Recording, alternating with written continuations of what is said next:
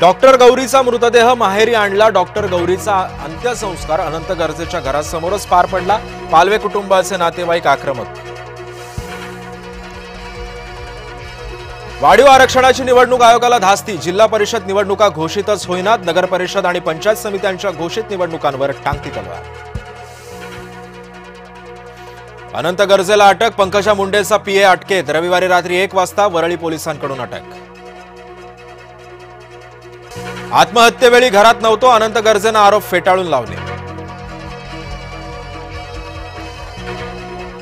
नाशिकच्या तपोवनमधील 1800 झाडं तोडण्याचं प्रकरण। झाडं तोडल्याप्रकरणी आतापर्यंत 900 हरकती प्राप्त। हरकतींवर आज जनसुनावणी होणार। न्यायमूर्ती सूर्यकांत नवे सरन्यायाधीश। भारताचे 53वे सरन्यायाधीश म्हणून स्वीकारला पदभार। सूर्यकांत यांचा कार्यकाळ जवळपास 15 महिन्यांचा।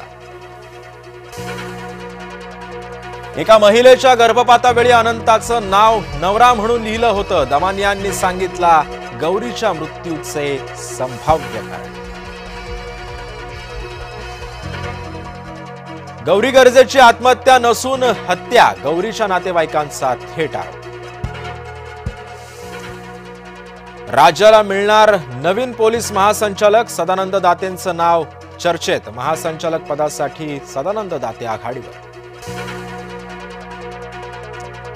क्रिकेटपटू स्मृती मानधनाचं लग्न पुढे गेलं। क्रिकेटपटू स्मृतीच्या वडिलांना आला हृदयविकाराचा झटका। स्मृतीचे वडील आणि होणारा नवरा पण पडला आजारी।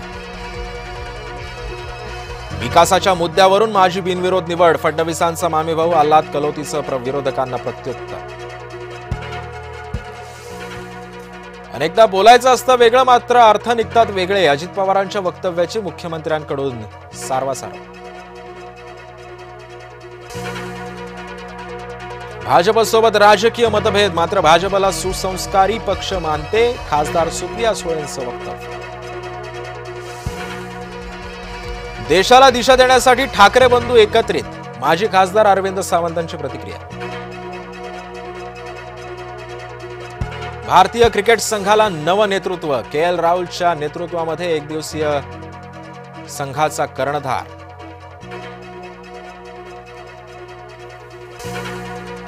नाशिक त्र्यंबकेश्वरमध्ये होणाऱ्या धार्मिक विधीमध्ये वाढ। निवडणूक काळामध्ये नेते इच्छुकांच्या धार्मिक विधीकडे कल।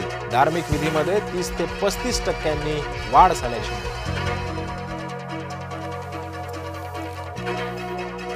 बुलढाण्यातील शाळेत विद्यार्थ्यांना रद्दी पेपरवर खिचडी देणं भोवलं। मुख्याध्यापक नरहरी टिकार निलंबित।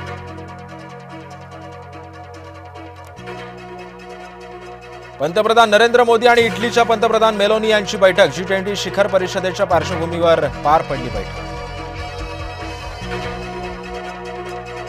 इस्रायलच्या हवाई दलाकडून लेबनॉनमध्ये हल्ला। हल्ल्यामध्ये हिजबुल्लाचा म्होरक्या ठार। INS माहे भारतीय नौदलामध्ये दाखल। भारतीय बनावटीची युद्धनौका INS माहे युद्ध सक्षम असल्याची माहिती।